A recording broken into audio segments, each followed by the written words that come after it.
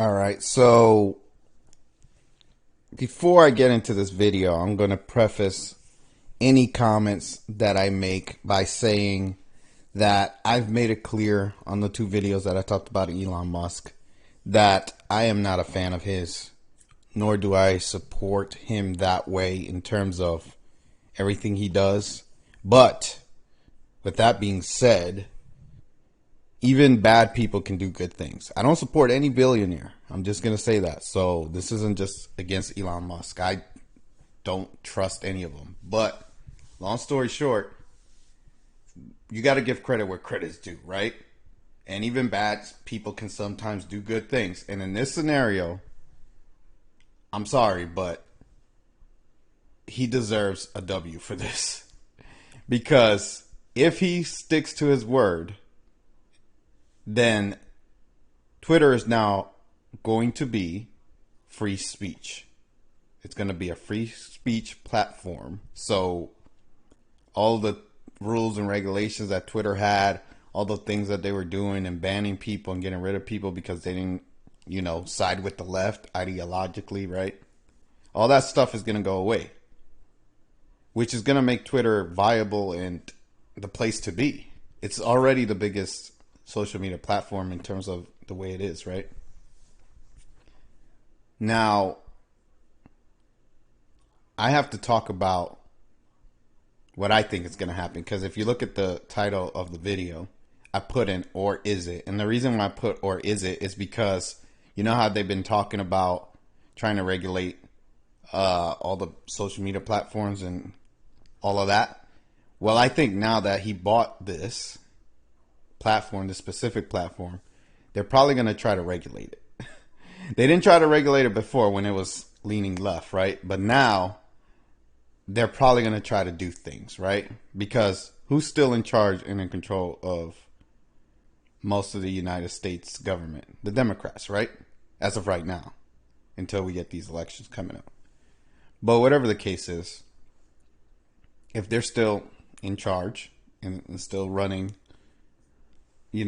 all the different branches, they're probably going to keep trying to push legislation through to get some kind of, control over Twitter and all the other social media platforms, which is why I put "or is it?" Because I feel like the government's going to try to crack down. But what I'm going to do now is I'm going to read an article off of CNN's website, because I don't like CNN, but I'm just going to read what they said because they seem pretty salty about this.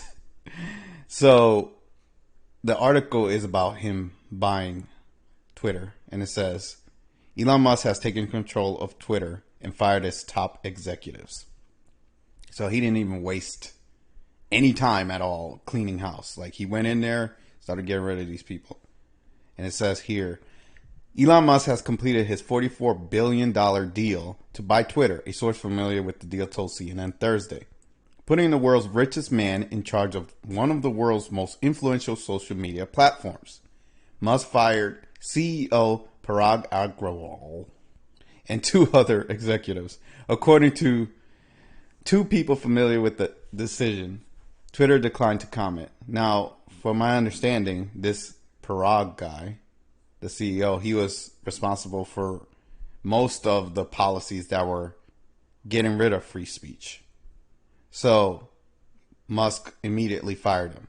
So just on the surface, if he's firing the guy that was responsible for most of the policies that were taking away free speech, then obviously Elon Musk is not in alignment with him, right? He's not in agreement with that. So he's so far keeping his word, right? So like I said, if he's going to keep his word, you got to give him credit. That's all I'm saying. I'm not saying I'm his fan or anything, but you got to give credit where credit is due. That's all I'm saying. Because this is going to change everything. This is one of the biggest, most powerful things that can happen to the world, to humanity, if it's legitimate. Meaning, if Musk doesn't go back on his word and they don't start regulating Twitter and banning all types of stuff, like with the government interfering and stuff like that. If that doesn't happen and it's allowed to be free speech, like Musk is saying, This is one of the most influential things probably in human history, because Twitter is where people can go, or have gone in the past and used to go, to express ideas and share views and have conversations about what's going on in the world. And the last few years, it's been censored and censored and censored, leaning towards the left. And it's become a piece of trash that nobody wanted to be a part of, or even if you wanted to be a part of and you were on the wrong side, they would get rid of you, right? But however you want to look at that, the fact that he's going against what they've been doing and getting rid of the people that were responsible for bringing in this culture, that's a huge, it's a good sign. It's a huge good sign and a positive for humanity as a whole. Because now the thing that allows people to be people and to learn and grow and become better, which is free speech, is going to be allowed on the most influential platform.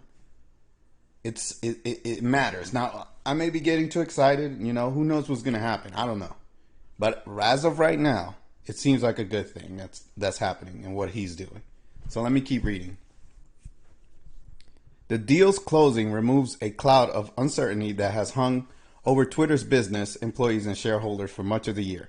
After initially agreeing to buy the company in April, Musk spent months attempting to get out of the deal, first citing concerns about the number of bots on the platform and later allegations raised by a company whistleblower. By completing the deal, Musk and Twitter have avoided a trial that was originally set to take place earlier this month, but Musk's takeover and the immediate firings of some of his top executives now raises a host of new questions for the future of the social media platform and the many corners of society impacted by it. Musk on Thursday also fired CFO Ned Segal and policy head Vijaya God, I don't know how to say her name, according to the two sources. And if you guys don't know, she went on Joe Rogan with Jack Dorsey, and Tim Pool was grilling her about Alex Jones and other people getting banned, and she didn't have any good answers, and she looked like a jackass, and now she's fired. That's who she is. That will forever be her legacy. Someone that was upholding policies that were banning people wrongfully or just abusing people that didn't agree with the left, and now she's been fired. Good job, woman. You're useless. Anyways, Musk has said he plans to rethink Twitter's content moderation policies in service of a more maximalist approach to free speech. So he's saying it. He's speaking the good game. He's putting his words into action. So as of right now, I have no choice but to believe him, right? He's doing what he said. So there you go. The billionaire has also said he disagrees with Twitter's practice of permanent bans for those who repeatedly violate its rules, raising the possibility that a number of previously banned controversial users could reemerge on the platform. Oh, I don't know, like Alex Jones maybe? Oh, I don't know, Donald Trump. And I'm not really a fan of either of those guys. I support Alex Jones way more than Donald Trump, but regardless, they should be allowed to say whatever the fuck they want, just like anybody else. I don't care who you are. You should be allowed to talk.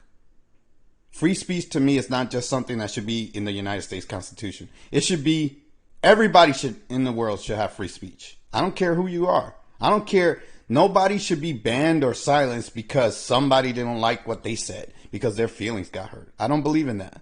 I just don't. To me, that's trash. And that's the way Twitter was being run for years. And now it seems like it's being flipped on its head.